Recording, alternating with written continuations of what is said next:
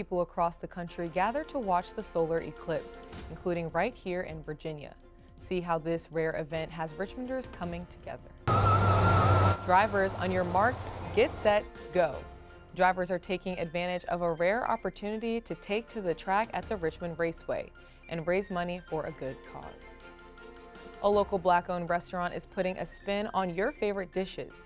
See how this business is thriving in the foodie city. VCU InSight starts now.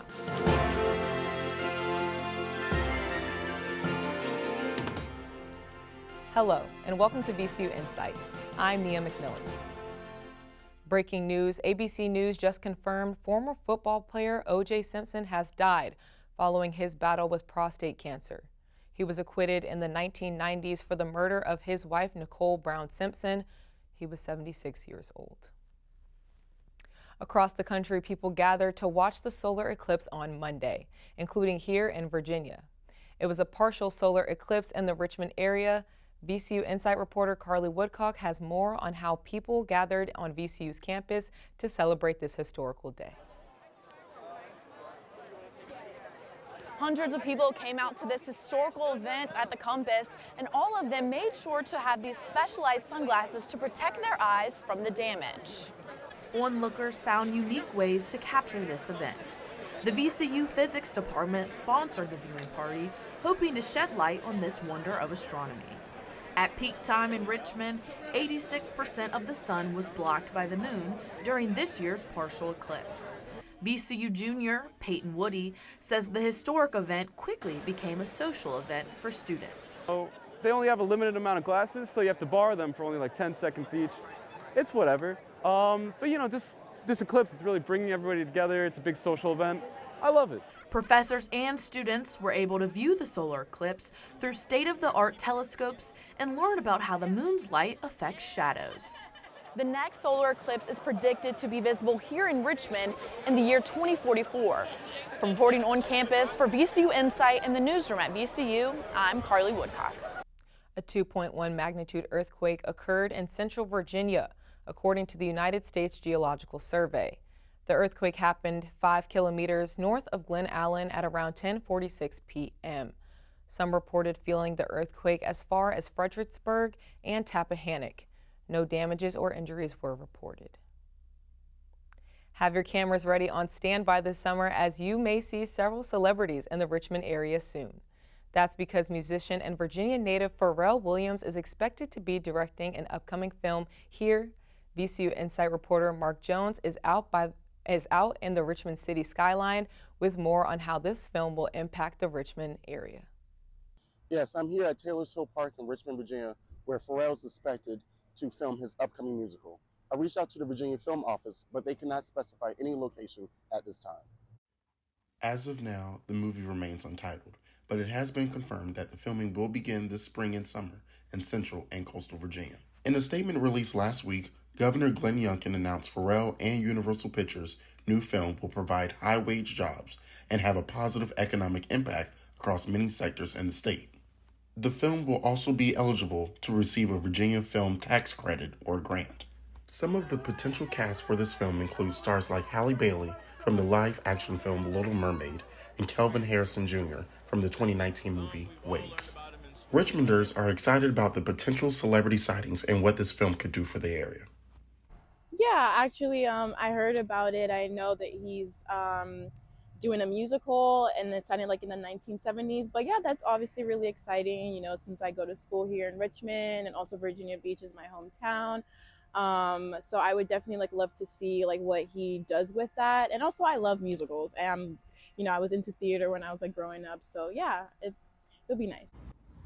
I'm actually really excited for Pharrell to come to Richmond. I think it'll be really fun to see him filming, and I've been to Something in the Water a few times, so I know his artistic view is just incredible.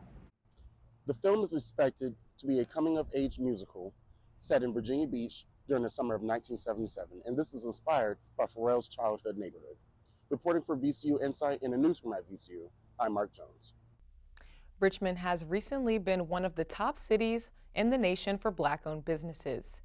VCU InSight reporter Nia McMillan is taking a look at how Black-owned businesses are thriving here in the River City. hamburgers, Philly cheesesteak sandwiches, but replace the steak with a plant-based meat substitute. These are the specials at Philly Vegan on Hull Street in Richmond. Owner Samuel Vini says this new take on vegan food welcomes all, even those who may not be vegan. I started with being vegetarian, and then after I tried that for a little while, I moved over to being vegan, and then it just had so many benefits to my body and to my life that I just continued with it. For Vini and his team, they take a unique approach when it comes to preparing the food.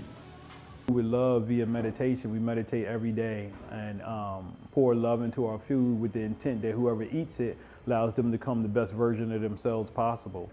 Here at Philly Vegan, Vini and his team say that people have traveled as far as Florida and the Hampton Roads area to be able to enjoy Philly Vegan. However, Vini also says that he has plans to expand soon.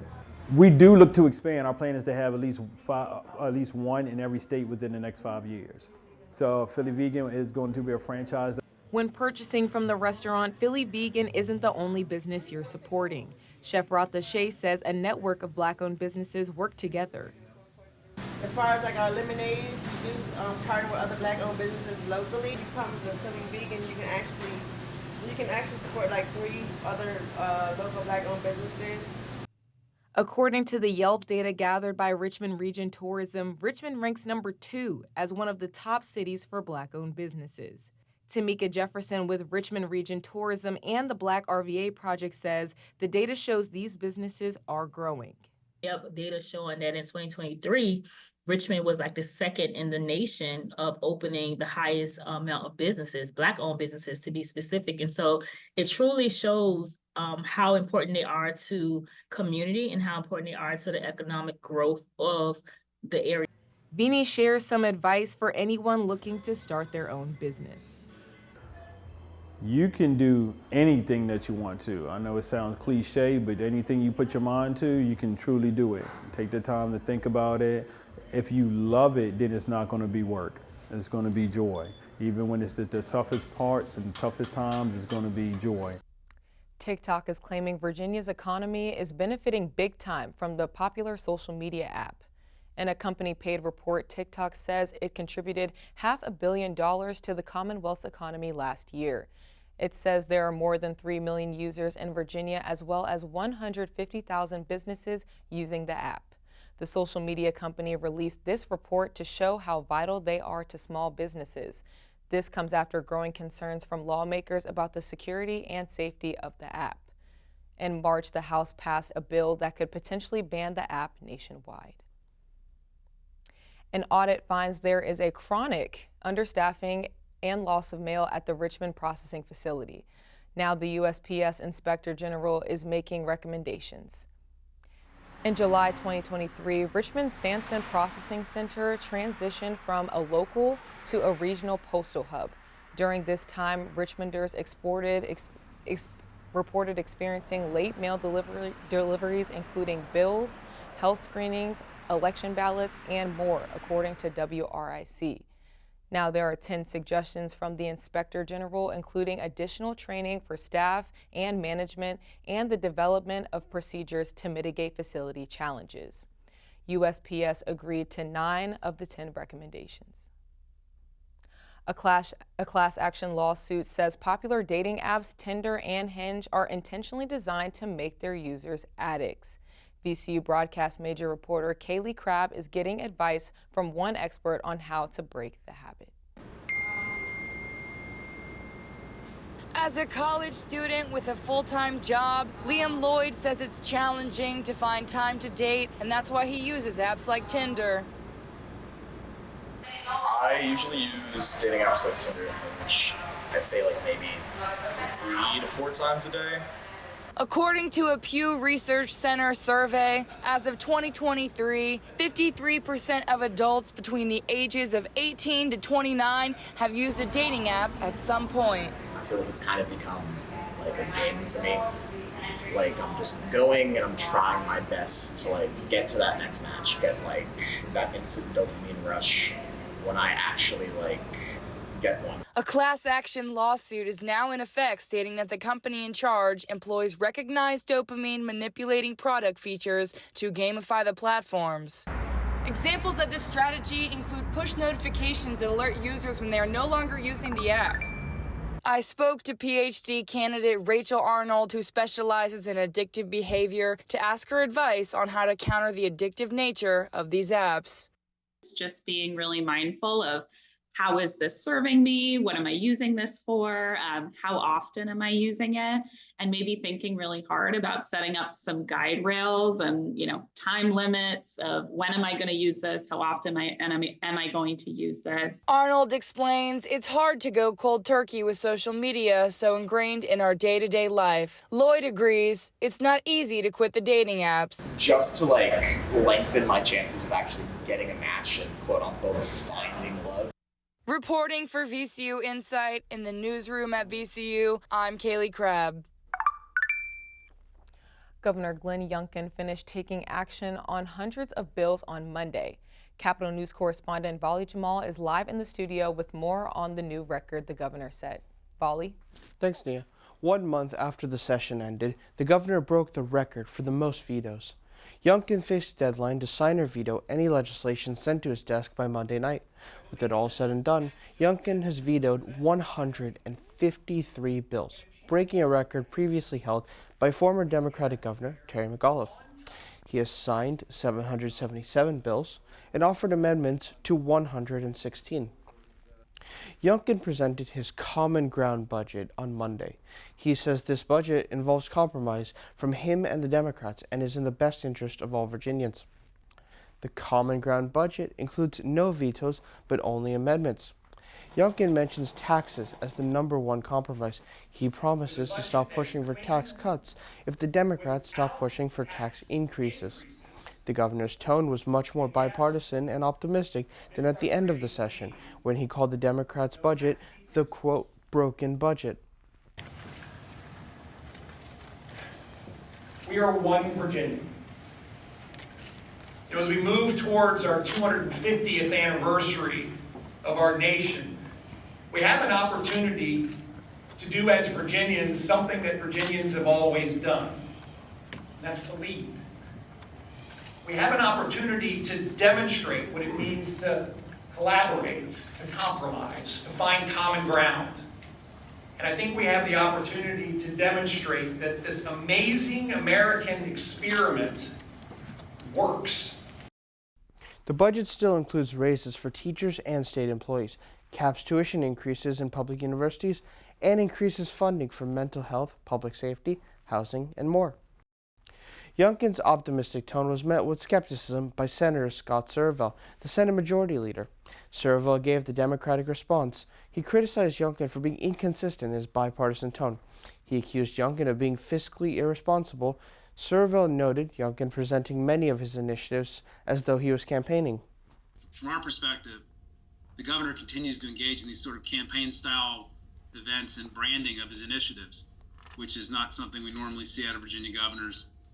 In a lot of ways, it feels like this governor has not yet left campaign mode and moved into governing mode, and he's continued to take a very partisan tone with regard to a lot of his policy proposals.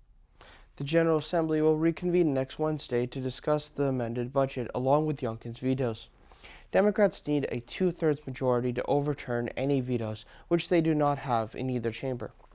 Reporting for Capitol News Service and the newsroom at VCU, I'm Vali Jamal. Included in the amended version of the state budget are a number of Richmond-specific projects, but some organizations are not getting the amount of money they thought they would. Youngkin's budget plan includes 240 amendments. The bill has not been formally published, but still includes money for Richmond-specific projects like $50 million to reconstruct the city's 150-year-old combined sewer runoff system. Over 2 billion gallons of rain and wastewater is dumped into the James River every year. The city originally requested $150 million. The budget also includes millions for Richmond universities like Virginia Union and Virginia Commonwealth. Drivers, start your engines. The Richmond Raceway held their Track for Laps for charity event this Wednesday, all for a good cause. VCU InSight reporter Matt Bowman is on the track with more this special fundraiser. Behind me, cars are getting ready to race around the track. For just $20, participants can bring their own cars from home and take 5 full laps around the entire racetrack.